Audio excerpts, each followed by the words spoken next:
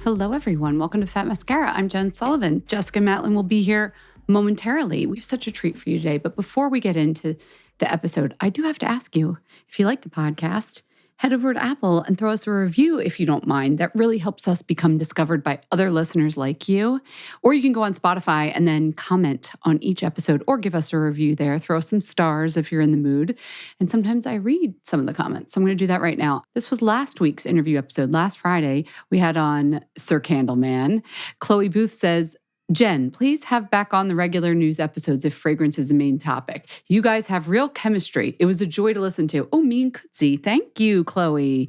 And then I can't even begin to do this username for you, 22KXYJ. You know what? I salute you for even making a username. You clearly just fell asleep on the keyboard, but you did it so you could write this comment. My first Fat Mascara listen because I love Kootsy. I'm hooked now and going back to listen to previous pods. We love that. We love when you find us through our guests. And so if you're a fan of or know who Victoria Jackson is, maybe you're a new listener to Fat Mascara, welcome. If you don't know who she is, you are in for such a treat. When I say you'll be inspired, I don't even know where to start. The struggle she's been through and the way she has consistently chosen survival and positivity, it's just so inspiring. Victoria has lived multiple lives. She's currently the founder of No Makeup Makeup. She's also a cosmetics pioneer, medical trailblazer, sexual assault survivor, all of which she writes about so eloquently in her books. The most recent book is called We All Worry, So Now What? But to give a little background before you meet Victoria, so back in 1986, she founded Victoria Jackson Cosmetics, and she was one of the first people to sell cosmetics using infomercials. I mean, that was like the OG social selling, and now it's everywhere.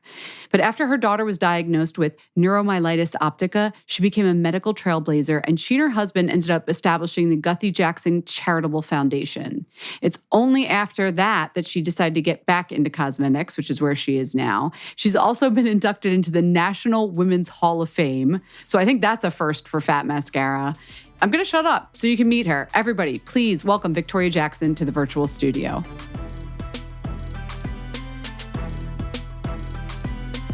Victoria, hi, welcome to Fat Mascara. Hi, how are you?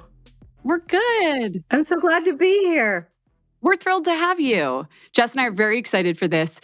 We were doing all our research on your life and we were looking at your website and both of us fell in love with this headline you have, From Mascara to Medicine. Yes. Like, thank you for summing up your life for us, Victoria. Yeah, that's about it. From mascara to medicine. I always say, how many M's am I in a day? Like mascara, medicine, music, marriage, maintenance, music. Oh, wow. I have a son who's in the music business, so it's always an M that I seem to be dealing with.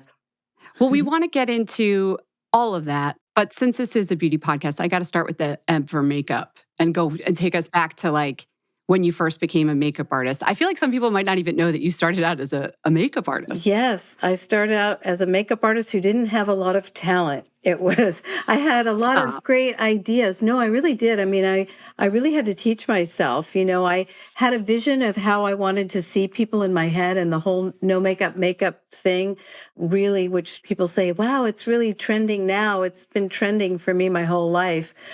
It's trending now. Yeah, but I really did. I really needed to teach myself how to have this skill set to ultimately watch what other makeup artists were doing and perfect it. And people think, oh, it's just a gift that you have. And I'm like, no, not really. I had to teach myself to be ultimately a very good makeup artist in the no makeup sort of genre. But what even drew you to that when you were like, here's what I'll do with my life? Why did makeup stand out, or the beauty industry? You know what? I was always a creative. I clearly discovered that at a young age, even in a very dysfunctional household. I realized I wasn't going to be an academic. I could see that in my sister, that she was, and it wasn't something that called to me. I was always sort of designing, as I still do. My dad was a wallpaper salesman, and I was picking out the wall coverings in my room when nobody else really cared. So I think I just always had an eye for it. I knew I was going to do something different. I don't think I knew that it was going to be makeup, but I knew that I was definitely more of a creative. And Like when you were getting started, like what was the makeup vibe at the time? Because like, wasn't it a little over the top, a little showy? I'm thinking about when I first discovered you. It was a Oh, little yeah. different aesthetic. Oh my gosh. I mean, think about it, Jess. I was in the 80s is when my makeup came out, and 80s was shoulder pads and glam and a lot of makeup. It was kind of the antithesis of no makeup makeup. That's when I launched my product. So I just never could find a product when I was a makeup artist that, because I always had this sensibility that went more toward women looking more like themselves and not looking like they had a lot of makeup on. That was just early on how I saw the picture. I just needed to create that. And then I needed the tools that could help me paint that picture. Was it just you were just drawn to that? Like when you saw, okay, you're looking at women, you see them like looking more I'm just. picturing Dallas. Yeah. Like, Yeah. I did the cover. People Magazine, my first cover was Larry Hagman. Like my first one from Dallas. And I mean, there it was a man, but which was perfect for my no makeup because I was making him look like him. But yeah, I think I just always, when I saw people, I would be the first to notice probably more what was wrong than what I wanted to make right, where they had too much makeup on, or I'd go, why are they wearing so much? They don't need to have so much on, or oh, they've just got way too much on their eyes. How can I, like, if I were doing it, I would do blah, blah, you know? This is a funny question. I never really thought about this. How did that look start? That kind of really crazy 80s Delta Burke. I don't know why I'm picking on her. Like, Yeah. I guess I just think of like that she, I feel like she wore a lot of eyeshadow. I don't know. That's such a random person. Sorry, Delta. Crazy eyeshadow. Yeah. How did that start? You know what? I always think about like music, rock and roll to me seems just so, whether it's a David Bowie or I just think so much music and fashion and art around the time, Warhol. I just think people get inspired and then there you go. The trend begins and everybody's and starting all to of a do sudden it. we have 7 eyeshadow colors on. Yeah. And if you've got bigger shoulders, like shoulder pads, you probably start thinking, I need bigger makeup. Yeah. Do you think it'll ever come back? It's weird that that hasn't come back full swing. The shoulder pads? No, no, no. I mean, just like that, bam, full on like glam makeup. Yeah, I mean, I think even, when I came back into the world of it now after 17 years of being in the world of medicine, I mean, I saw a lot of these tutorials of people that were really like piling it on in a way that I'm like, wow, well, I'm back. Not a whole lot's changed. So I actually really felt that. So Yeah, I guess you're right in its yeah, own way. Yeah. Okay, so you're in this era, you see people wearing blue eyeshadow, like basically up to their eyebrows, tons of blush. I guess, yeah, I mean, blush is back, and I guess in a different yeah. way. You felt it wasn't flattering. You were looking for makeup. Where did you look for makeup? Where did you get that makeup that you were looking for? Well, I worked a lot too as a makeup artist. When I was working, I had jobs where I would do a lot of the print campaigns for things. So I worked at the time for ABC, where there'd be, whether it was a new movie coming out or a series, whether it was Dallas or Dynasty or all these shows, you'd see all the heavy makeup. Right. So as a makeup artist, when the stars would come in and I would have to try to recreate their look, it was easy to find that, but I couldn't recreate more of a natural look. So at the time I would go to, it was Columbia Drug, which ultimately it was on Sunset and Gower, and it was just for the trade, just like there's a store now called Friends. There were certain stores that to the trade, they just sold these foundations that were more pink and orange. And so I would go there and see what they had, but I couldn't find what I liked. So I literally just mixed up my own foundation in my garage. That's how I started, was by creating something that didn't exist, which now you see in these lines that have I think 70 shades of foundation in the MAC line or something. I just started creating the more neutral beige, natural, more natural, what I felt natural to the skin tone shades. But it didn't exist. And so that was what the new concept was. And then going to something that was in my garage, and I would have celebrities go, oh my gosh, whatever you used on me, do you have any more of it? And they were just buying my little concoction out of my garage. That's when I knew I was onto something. You started out with the foundation first. That was always been my hero product. So when I started out, and it was Victoria Jackson Beauty Basics. And at the time, I still was true to the era because I had 10 shades of mascara. And that's where I still had fun, right? I remember like I What? had blue and I red didn't and remember that. plum and yeah, I had so many. Like I have my original little display case. And so here I was being really true to this natural foundation and I'd still have like 10 shades of mascara for the person that wants to play and all the orange and turquoise eyeshadows and things like that. So That's funny. I was That's finding my really way. funny. I was finding my way. Okay. All right. Well, yeah, you definitely had the start of your brand. Yeah. But okay, eventually, and this is where I discovered you. I certainly didn't discover you in your garage with the, The your, celebrities. your beta line. Yeah. Yeah. But I found you, I don't know, maybe I was like 9 or 10 years old. I used to watch a lot of TV. I Right. watched a lot of TV, Victoria. Okay. Yes, we all did. Yeah, well, I watched all the infomercials, and I mean, this was like my hobby. This was my recreation, and I watched all the as seen on TV stuff. And I remember seeing your infomercial, and you talked about your makeup, and I was like, Mom, we got to get this. We've got to Yeah, get that's this. so funny. You were on the couch with all these beautiful women talking about your line. I was like, this is natural. This is beautiful. This is a whole system. You were one of the first people selling makeup, but not even just makeup, an idea, a philosophy. Yeah. Yes. Yes. Tell us about this and what was the response? This was crazy. Oh, yeah. It was definitely crazy. And even now, if people see me, I go, you may not know me, but your mothers probably do, right? So your moms probably know me and bought from the infomercial. I mean, when I sat with a group of guys who were selling other products on TV, they were like, it's never going to work. Cosmetics. It was one of my students. I was teaching makeup at UCLA and I was teaching an extension course. And she said, there's a group of guys that are selling products through television. You should meet them. And I said, oh, you know what? I have kind of a good idea for how to sell cosmetics on TV, which was really taking my class that I was teaching every quarter and condensing it and putting it together in these color coordinated Oh. kits, right? With a 3-hour DVD that taught you how to do your makeup. 3 hours, amazing. And they were there to say, no, there's no way. Women need to see and touch and feel cosmetics. There's no way you're going to be able to do that. And basically, I would convince them if they put their money where my passion was, my talent, I would be able to do this. And it was then creating these color coordinated kits, which was a lot of feedback from what I'd been doing in my classes and seeing what people were responding to or not. And I went through a lot. I will tell you the transition of going from a makeup artist behind the scenes to all of a sudden now, and as a woman who's always been very insecure, very low self-esteem. I didn't wear makeup on my jobs. I was kind of a little mouse in the background. I really had to envision like, what would a CEO of a cosmetic company look like and sound like and dress like? And I remember, and this is kind of a funny story because it sets up right before I did my first infomercial.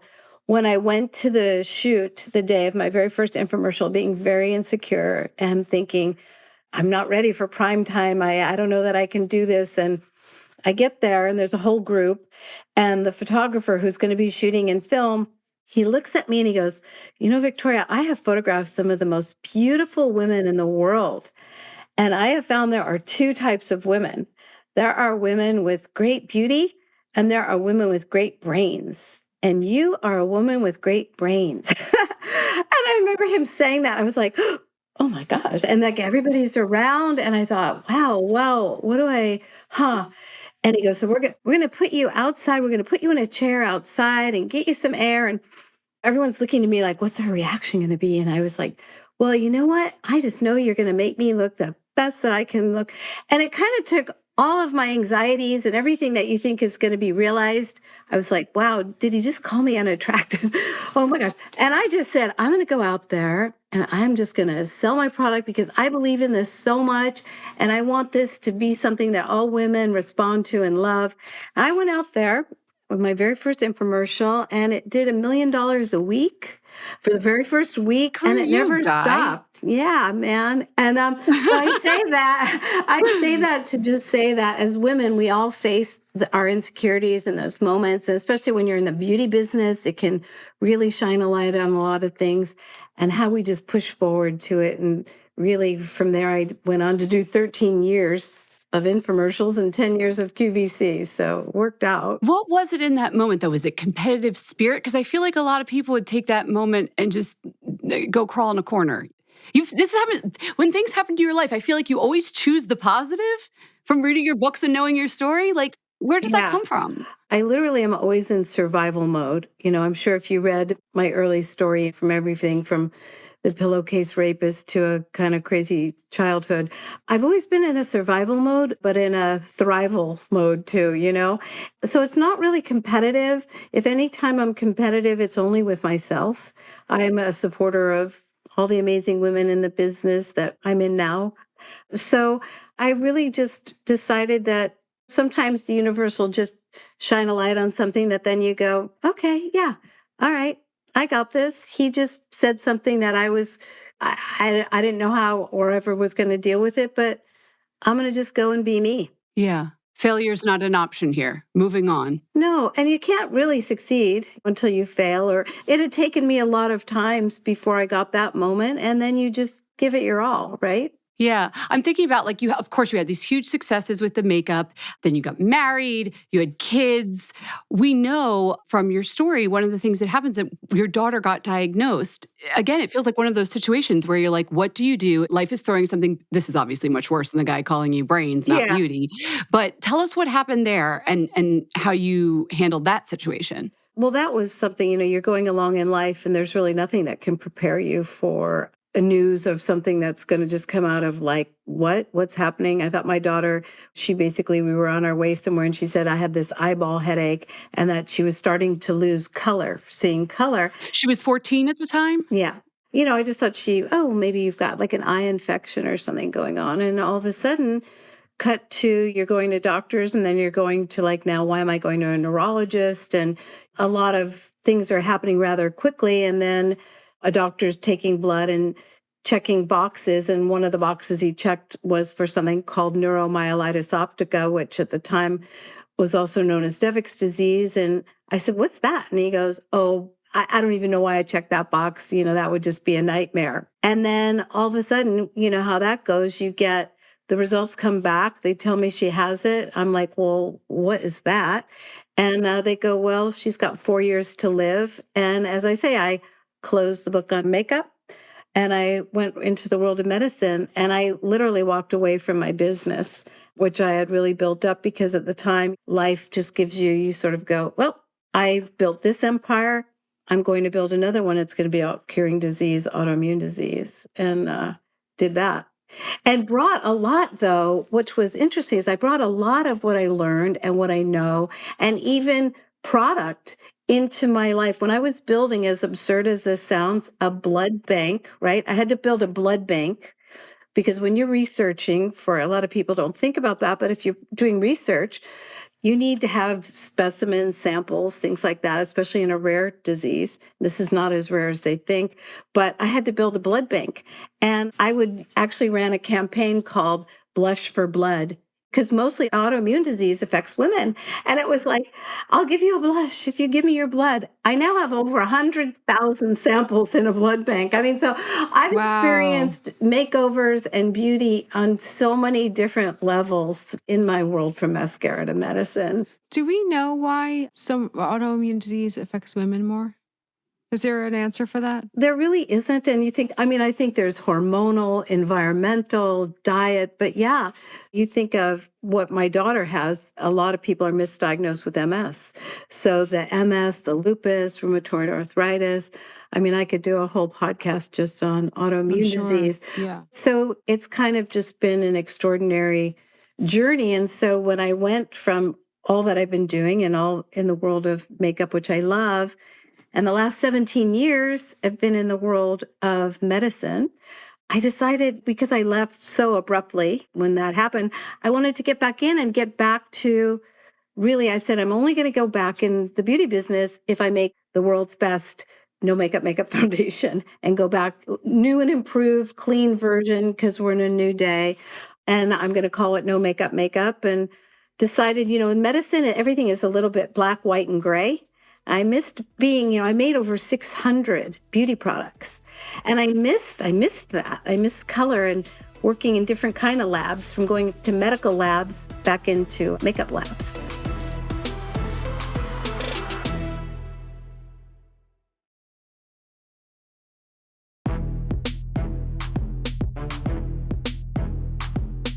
Yeah, you make great strides in the medical field, and I encourage people to read your books and learn all about that. But I am thinking, like, you went from being CEO of a cosmetics company to starting a medical research foundation, like connecting doctors all over the world, building a blood bank.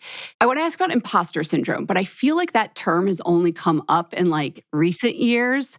First of all, did that feeling ever occur to you in that moment? Oh, for sure. I actually was using it to my advantage. I did a act as if, fake it till you make it.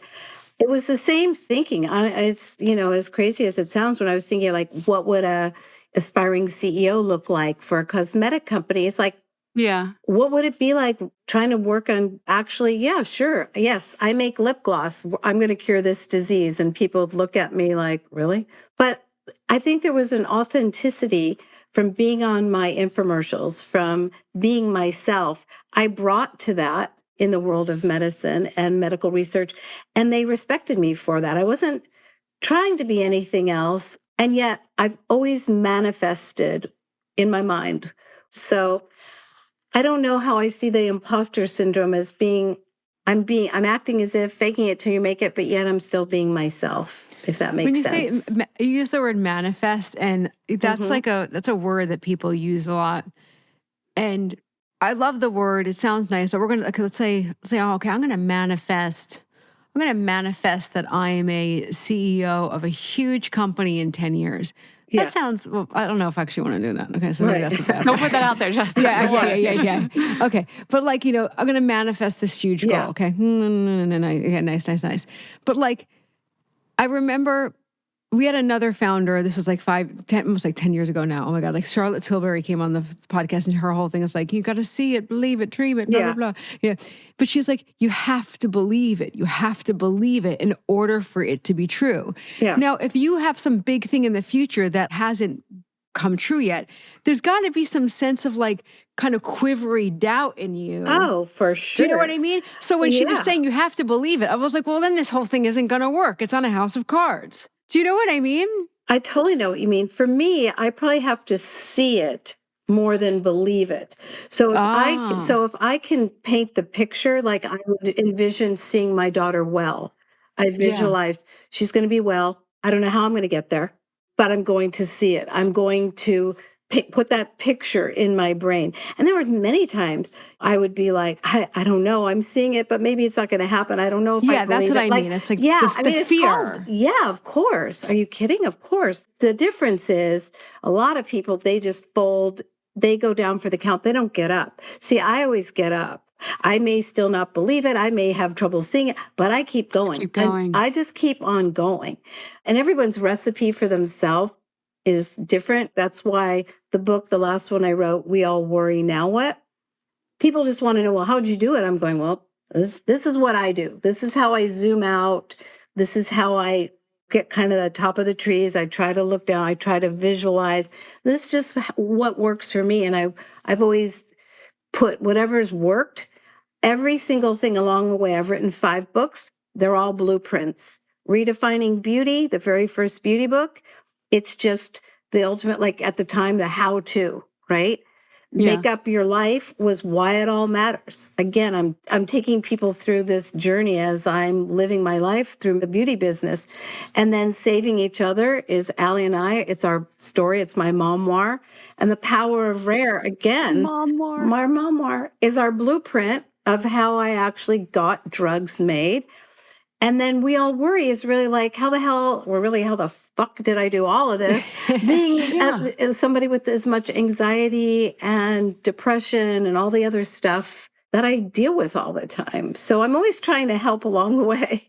So, okay, so what I'm taking away from this, first of all, like it sounds like we all have a pretty big reading list, okay? So we've got a lot of good stuff.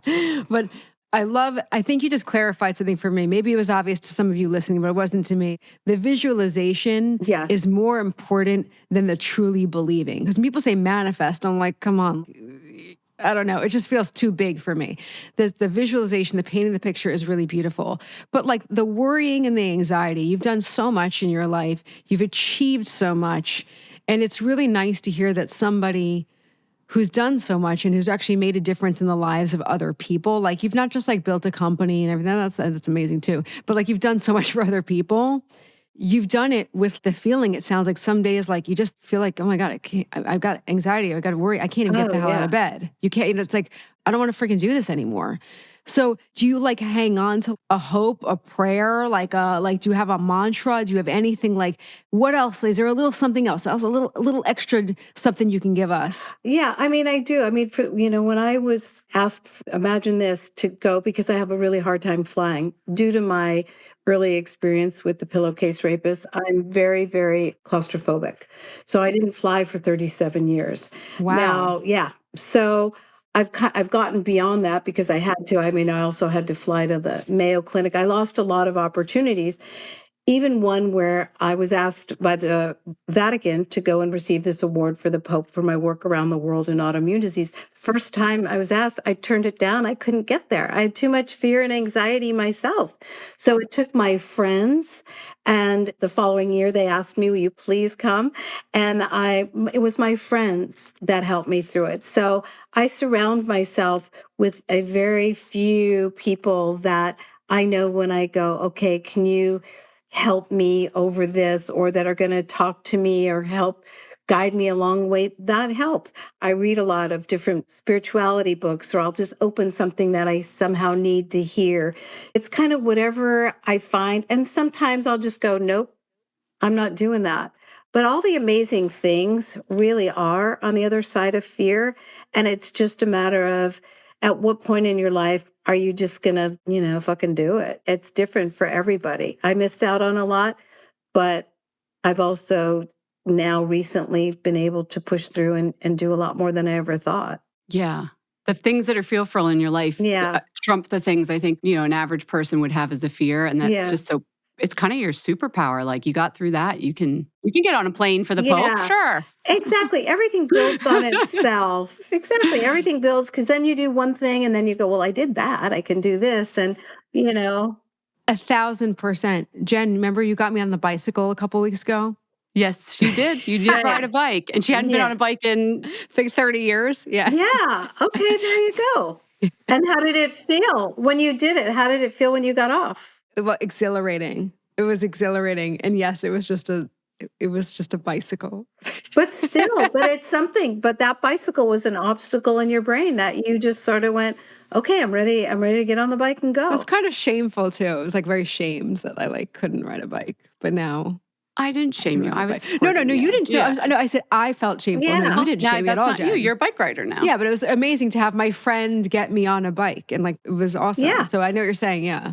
We should point out what you did work. Your daughter is still with us, just because I want to ask about your beauty company, but I don't want people leave people That hanging is very important. Yeah, because they didn't get the books.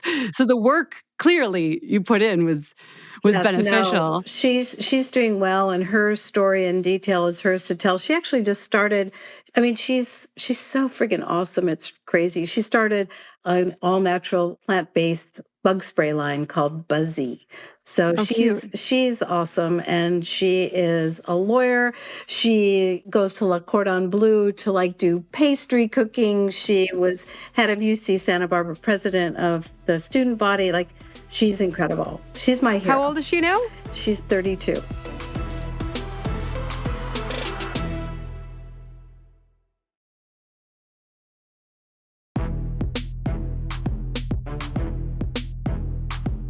Yeah, and I don't mean to skim ahead of all of that. I know your work continues and everything you set up within the medical field continues and has helped these other people. Let's talk about, though, if we're talking about jumping back in where you're like, I'm uncomfortable again, jumping back into beauty. 2021, you started a skincare line with Ellen DeGeneres. Then 2024 is when you launched No Makeup again, right? Yes, yeah, it's just launched. And with Ellen, it was really more creating this line. Guthrie Ranker, my husband, Bill Guthrie. So it's really her line. Okay, so we won't count that as your full entry back in. I know, because I like being back in a lab, but that was really her thing, their thing. Right. So so it was time to work on no makeup, you're coming back in. What were your thoughts on the state of the beauty industry in 2024 compared to the last time you'd been really in it? Oh my gosh. It was sort of like I'd been asleep for 17 years. I wake up and I'm like, what? This is how people are selling? Wait, what? Tutorials, Instagram, influencers? Like, what is. But it's not what you did. I was thinking about this. The social selling aspect of being on TV, the CD-ROMs. You just shrunk it down. I mean, she had like a 6-pack of CD-ROMs, or something, if I Oh remember my correctly. God. I'm like Yeah, picturing this I like mean, kit. well, I had 30 minutes, but hey, by the way, that's why I'm back on QVC. I went back to QVC. It was like 30 years ago, and it's incredible. I just picked up where I left off. I love As I it. was saying. As I was saying, I've been gone for a minute, but I'm back. But I love it because I was just on this. I told you I was just in Philadelphia. I sold 10,000 foundations in less than an hour, a few 15-minute segments. It's pretty awesome. Just like infomercials used to get the worst rap, right? Oh, like we were these terrible people selling things. And I'd be like, what? Wait, I don't understand. Like I have this amazing product. I have 30 minutes to tell my story. People are loving it. At the heyday, like I would have 20,000 customers a week. I mean, they'd send, I don't know how much, 20, $30 million on airtime. I mean, what's wrong with a business where you can reach so many people? So It's I like incredible. it. I think it's great. Victoria, what do people want? Like, what are people looking for right now? You said, like, you got all these people tuning in. You had a great success the other day. What do they want? I think people want authenticity. They certainly listen. It is always going to be product is king. At the end of the day, your product, you may get them the first time, but they have to love it. So I'm never going to make something or put my name on it that I feel like it's not great. I love it. I want it. It works. So that's just, I think people want authenticity. I do think people love we always say wear less so that you can show up more. I want women to show up more. I feel they can show up. I want people to show up and feel like they don't have to hide behind makeup or masks or things like that. That's just my message. And if somebody loves putting on lots of makeup and having fun with it, great. I'm good for that. I also think whatever makeup makes you happy, of course I want them to wear mine. But if they're happy wearing Lancome or Revlon or whatever it is, and they go out and kick some ass in the world, great. I really do believe that. So I think that they just want authenticity and somebody that's not just necessarily a celebrity or somebody who doesn't believe what they're selling or doesn't care. And can I say something else? Okay, you mentioned 30 minutes, all right? Hmm. I actually, oh my God, I wonder if my good friend Petey is listening to this. I'm going to tell her she's not. Okay. So I used to like leave the QVC or HSN, either one of them, on Yeah. all the time, just when I was chilling out in college. Sometimes I go to sleep to it. Sometimes I would just leave it on because I found it very soothing, right? Just to have somebody talking for like 30 minutes, and the beauty especially. I don't mind 30 minutes of talking about the same thing. It really gets in your brain. With something like, as we're talking about social, that's fine too. It serves a different purpose. But I think we're missing that nice 30-minute chunk devoted to a single product. Yeah. Well, you get to tell a story. Right. So I wonder, I know obviously it already exists. Like, there's a reason why you're going on it. But like, I wonder if we're going to see more of a shift to brands playing in that space because you don't get enough time. If you're like, "Ba, ba, ba, ba, ba, ba, ba, ba," like you can't tell that story. I mean, that's why brands want to come on Fat Mascara so they could talk for 40 freaking minutes about their brand. Well, the thing is, like, obviously on QVC or when I was doing my infomercials, I became known for the half faces, so I could, Oh, here's the face side without makeup, here's what, and you see, and just like now when I go on QVC, they can show like one little tap swirl of the thing, and you're like, oh, wow. And then I can show the brush and go, there's like nothing on there. See how it works. So you're showing it, you're being very real, and you get to show it on different pieces. You need time to be able to do that. And like I said, I love the direct to consumer. I like talking straight yeah. to who's at home. I just enjoy that. I think ultimately when I sell the company, when that point comes, they can go more to retail and do all the amazing retail stores that are out there. Do you picture someone? When you're on QVC, are you picturing someone out there and listening? Yeah, I'm always picturing different people. I mean, they What are look, they like? you know what? They're always looking, they're at different ages. I think probably QVC, you always think, oh, it's probably going to skew a little bit older. I mean, I'm turning in 4 months, I'm turning 70. And I always think, is there a lot, are they 70 out there, 60? I mean, I really wish there were a lot more young people that were on QVC. There probably isn't. I think there's a lot of, when I go there, I actually will start watching some of the segments before me or after me, and I'm going, oh, that looks kind of cool. Or, wow, that's a great price. I'm going to buy that. Or, things they probably don't even know that are out there. So, yeah. Can we talk about your product for a second? How is no makeup different this time around? Well, it's clean. It's a clean version. So there are ingredients that are not in there that were in the first time. It's still a cream balm. So it's very sheer. It's probably a little bit more sheer than even last time. The shades, I have 13 shades now. I think before I had probably 12. So there's 13. And it's just because you really want to make sure that you can say vegan and gluten-free and soy-free and nut-free and hormone disruption, and all that. And I really have to say, I have my co-founder and formulator who I've been working with, Kim Weilman. She's probably the best in a lab. I met Kim at your event. She Yeah. knows her stuff. Oh my God. So I really can't take credit for all that. I can be the one at the end when she's really in the trenches. I can go, no, I don't like this payoff, or yeah, okay. Or I mean, we went back and forth on formula submissions for probably 2 years before I went, nailed it, got it. And then the brush that I wanted to make sure that like the brush was going to be really fantastic to go with the product. So, and I'm not ready to talk about it yet, but I've got some very new things coming out that will be toward the end of the year.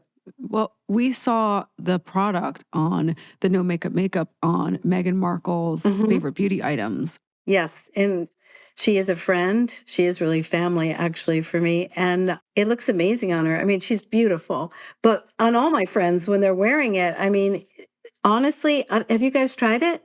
You tried it then? I've not tried it. I've not What? tried You it. haven't? I need to be sent it. Wait, what do you mean Meghan Markle's family to you? She is. She's a friend. She's a very dear Okay. friend. So Well, she always when has that no makeup look going on. She looks great. she looks beautiful. Amazing. Yeah. Is that Northern Cali crew? No, it's not Northern California. You're Southern California, aren't you? I'm Southern, yeah. And you guys probably don't even know, on top of all of it, that I opened up the biggest, hottest bookstore in Summerlin right near Montecito called Godmother's. So I know, like Just as if in it my wasn't. free time, gonna open a bookstore. Wait a second. Is that what's behind you? No. I'm here at my house. No, it's in Summerlin. It's an amazing store. If you should follow Godmothers, all the people that have come and spoken there. And Do you only do female authors? no, we do everybody there. So Harry can have a book signing there. Yes. That's what I'm just I thought she said it picturing. was a flower shop. Okay. No books. No bookstore. No, Harry and Meghan came, and Oprah gave the wonderful name to the bookstore. So yeah, Godmother says it's own thing in itself. So see, I go from the makeup to the medicine, a bookstore, and I have an amazing partner. We need M word for books. Yes, I know, Jennifer Rudolph Walsh. Who's run. Do you know who she is? Yes. She's yes. incredible. So she's my partner there. So yeah, there's When a do lot you going sleep? on. I know. I don't sleep. Okay, well, that's the key. That's the thing. I don't sleep. I have like a few sleep issues. Victoria, before we do our speed round of questions we do at the end, I did have to ask you what your beauty routine is like these days. I am sure no makeup is part of it. Is that all of it? What else are we wearing? Are we doing the QVC family? Do Oprah and Meghan tell you what to use? Yeah. No, I pretty much go my own way. I mean, you're talking about somebody who uses like soap and water on their face. So I use my no makeup. And because I'm coming out with a new blush and lip duo, when I'm in new product development, I'm always wearing whatever ultimately will become the new shade. You wash your face with soap, like straight up soap, or like a cleansing bar? You know what? It just depends. I'm telling you, if people go, what's your routine? Right now, I do, because I obviously worked on Kind Science. I like the Kind Science. Okay. So I mix it up all the time. All right. What about hair? Any hair favorites? She can't be this low maintenance. I guess she's saving the world. It's fine. Hair extensions are my hair favorite. You outsource the hair to I outsource the hair. She's a busy woman. The hair has to be somebody else's. I gotta like, I get up in the morning, I gotta go. Honestly, if you even read Make Up Your Life, I did the 2-minute, 5-minute, 10-minute makeover. I mean, this is going way back. So I've always been like, you know what will kill our souls? Too much mirror time and magnification. So we've got Love to that. Love that. That's what Bobby Yeah. Brown says, like or was it Laura Geller? Someone on her It was podcast. Trish McAvoy. Oh, it was Trish McAvoy. Throw out the magnifying mirror. Remember? Yes. No, it was either Trish or Laura. I feel badly. Okay. It was one of them, but very wise. All right, we're going to speed round Fat Mascara 5, okay? Just quick lightning round. Okay. What's the first makeup product you ever fell in love with? Oh my gosh. It was Jean Shrimpton, in the days of Twiggy, and it was the Yardley black eyeliner. Oh. Okay. You have to look that up. But I mean, I will. I know Yardley soaps, but I didn't know. yeah, this was their Yardley black eyeliner, and it had the little brush, and you would use it, wet it, and like I'd say that and Mary Quant. It was like the British. It was the sort of like the cool Biba, Mary Quant, Yardley. Cool. I don't know. Yeah. What's the last note you wrote to yourself on your notes app? Well, I don't know how to use my notes app. So I'm technically not very savvy at all. The last note that I wrote is, where do you keep your like how do you keep track of stuff? I just keep like journals. I think I wrote something like let it grow. Instead of let it go, it's like let it grow, let it do it, then see where it goes. I'm always writing something to myself like, what are you watering today? Ooh, I like that. There's our mantra, Jess. You wanted a mantra. There you go. What are you watering today? And I can't take credit for that, but I was on Jay Shetty's podcast and I had seen something he read, and he talks about, are you watering the seeds or the weeds? So, and I really like it. So I always go, so to me, it's like, what are you watering today, Victoria? Are you going to water the seeds? Are you going to water the weeds? What are you going to do? No wonder that guy's got a podcast. He's That's good. He's very good. Jen, why do we have one? No, but Jay Shetty's like the self-help guru. I don't know. That's a good one. That is good. Ooh, that's going to go on a Post-it for me. Yeah. Okay. So think about what you're watering every day. Oh my God. I'm putting Miracle Grow on my weeds. What's your favorite snack? I love candy. I'm a sugar addict. I love candy. So any chewy, gooey candy. Yeah. I like it. Okay. What would you be doing at 11 a.m. on your day off? At 11 a.m. on my day, gosh, it's been so long. On my day, I would go get a massage. I would go walk around. I'm lucky. I have a beautiful ranch. I would go walk around the ranch. Do we have animals? Who are you going to go visit? Are there horses? I have horses, I have animals, and I have 20,000 avocado trees. So I might be just eating guacamole. Can we come to the ranch? Yes, please. Jess really needs a horse moment. We were just in South Carolina, but we didn't get to see the horses, but we wanted to. Okay. Yeah, come. Yeah. We'll come pet your horses. Fat Mascara field trip. And then to the bookstore in Summerlin. Of course. Oh my that God. sounds like heaven. Horses and books. Come on. A little makeup on the side? Yeah. And then a tutorial, half face. Yeah. Okay? Yes. You don't even have to finish the other face. It's fine. By the way, let me just say, in paying my dues as a makeup artist, there was a makeup artist who did the Merrill Lynch bowl, if you ever saw those commercials, and I would have to spray the old bowl that they used to go through the china shop that had the bald patches. Oh, the bull, the animal. You put makeup on. Oh yeah, spray the bull in the china shop. Yes, yes. Pre-CGI, everyone. Pre-CGI. Yeah, so I've done it all. That is skill. That seems scary. Anyway. All right, last question. Okay, you've written multiple books about your life and self-help and advice for women. What's the best advice you've ever been given, and who gave it to you? My mother. And she just said very early on, she wasn't one to suffer fools. And she'd go, just wash your face, go put some makeup on, and just get out there. And that was like, there you go. I washed my face with my little soap, and I put on my makeup, and I just go out there and do it. So I guess it stuck with me. Good advice. Good advice. Victoria, thank you so much for coming on the podcast. Thank you guys very much. We hope you enjoyed the show. It's your reviews and feedback that help us make the podcast even better. Head over to iTunes to rate and review us, or email your thoughts to info@fatmascara.com. We also want to answer your beauty questions and hear what products you love. To share a Razor One product review or to ask a beauty question, email us at info@fatmascara. If you send it as a voice memo file, we can even share your voice on the podcast.